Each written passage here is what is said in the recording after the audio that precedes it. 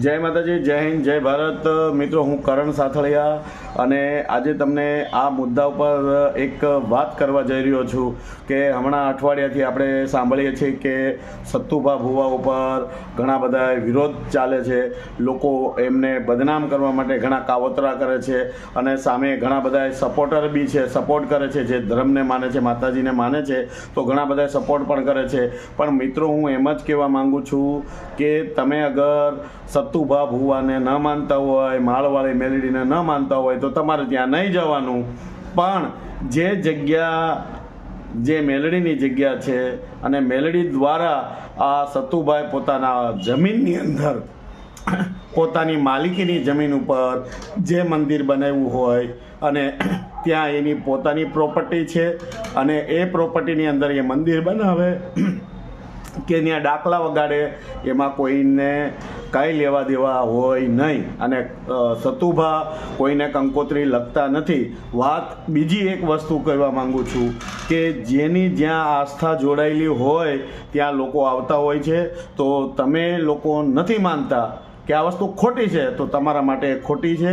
જે લોકો માને છે કે અહીંયા સાચું છે તો ત્યાં એ લોકો એની આસ્થાથી જતા હોય અને વિશ્વાસથી જતા હોય। અને એવી જગ્યા કે જે જગ્યા ઉપર જે અનાથ જે કાંઈ દીકરીઓ જે છે તો સત્તુભા દ્વારા એ દીકરીઓને જે પણ કંઈ દાન આપતા હોય તો એ સારું કાર્ય છે। અને કોઈ લોકોનું દુઃખ બરાબર અને શ્રદ્ધાથી, વિશ્વાસથી મટી જતું હોય તો પણ એ બહુ સારી વાત છે બરાબર।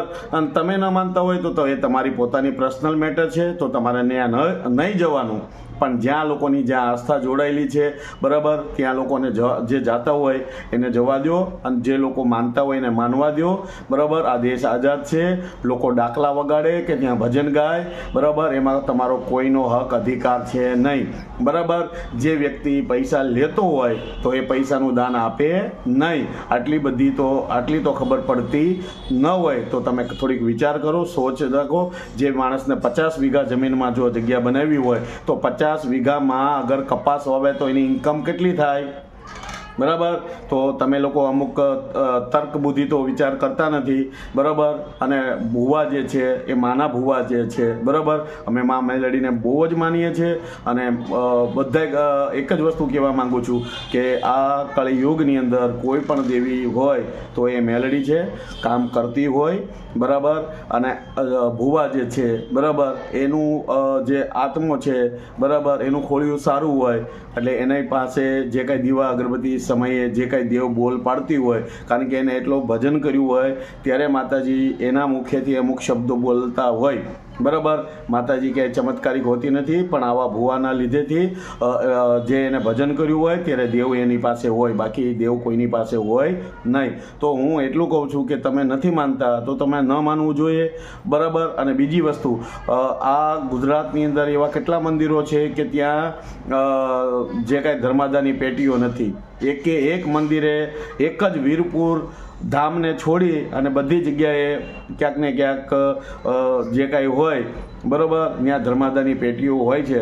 અને આ જે જગ્યા છે ત્યાં જગ્યા લઈને બેઠા છે, કોઈ અમેરિકાવાળા આવે, કોઈ લંડનવાળા આવે, લોકોના ભાવ થયું। આજે હું ગયો, મેં માતાજીના દર્શન કર્યા બરાબર, તો મને એવું થયું કે ભાઈ અહીંયા આટલા લોકો, બધા માણસો આવે છે બરાબર, અને બુવાજી હોય તો હું 50 રૂપિયા આપું કે 500 આપું કે 2000 આપું બરાબર।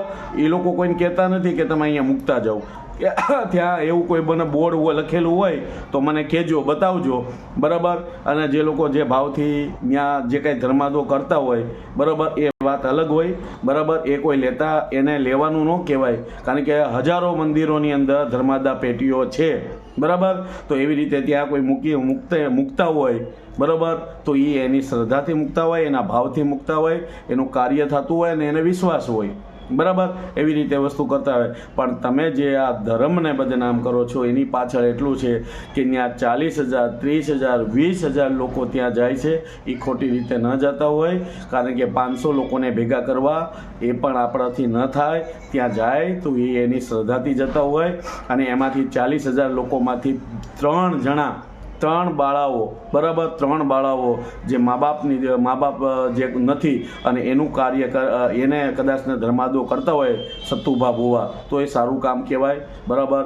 આપણે કોઈને આપી નથી શકતા, પણ કોઈ આપે છે એની પાછળ આપણે પડવાની જરૂર છે નહીં. બરાબર, ફેમસ થવું હોય તો સારા વિડીયો બનાવો. બરાબર, ઘણા બધા ટોપિક છે, પણ તમે ભૂવાનું ટાર્ગેટ કરીને તમે જે વિડીયો બનાવો એ યોગ્ય ન કહેવાય મારી વિચારધારા પ્રમાણે. બરાબર, તમારે ન માનવું હોય તો તમે ન માની શકો, એ કોઈને કહેતા નથી. આજે એટલો સમય થયો, હું હજુ એમના દર્શન કર્યા નથી, હું કોઈ દી ગયો નથી. બરાબર, આપણે ઘણા બધા વિડીયો જોયા પણ આપણે ક્યાંય ગયા નથી. પણ હું હવે માતાજીના દર્શન કરવા જવાનો છું અને સતુભાના પણ દર્શન કરવા જવાનો છું. બરાબર, એ મારી આસ્થા છે. અને બંધારણના કાયદા નિયમ બધું મુજબ લોકો બધી વસ્તુ કરી શકે છે. ખોટી રીતે ક્યાંય ન થવું જોઈએ.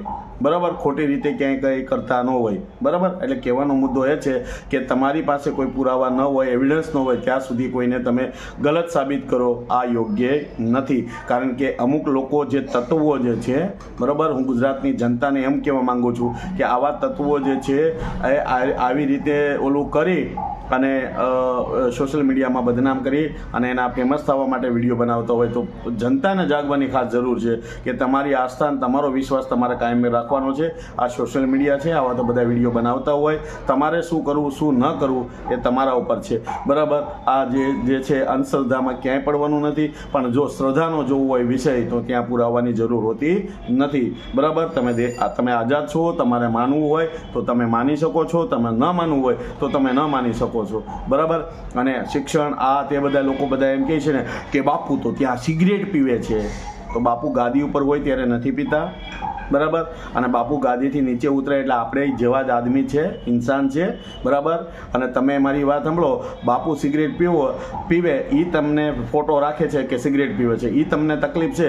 તમે ફિલ્મોમાં દારૂ પીતા હોય, સિગરેટ પીતા હોય, એના તો તમે પાસે સ્ટેટસ મેકતા હોય, ત્યાં તમે સુધરવાની કોશિશ નથી કરતા.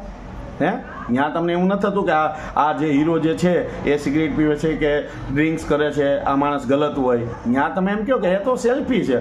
એટલે સુધરો. બરાબર, તમે ન માનો તો તમે ન માનો, આનાથી વિશેષ કંઈ વસ્તુ કેવી નથી. બરાબર, અને જો સતુભા ભુવા ઉપર કંઈ પણ પ્રકારનું ગેમ થઈ અને આને ફસાવવા માટે કોઈ પણ કાવતરા થયા અને એ પણ ખોટા કાવતરા થયા, એટલે આખું ગુજરાત સનાતન ધર્મ અને સનાતન સંગઠન સતુભા સાથે છે. જય હિન્દ, જય મા મેલડી, જય ભારત.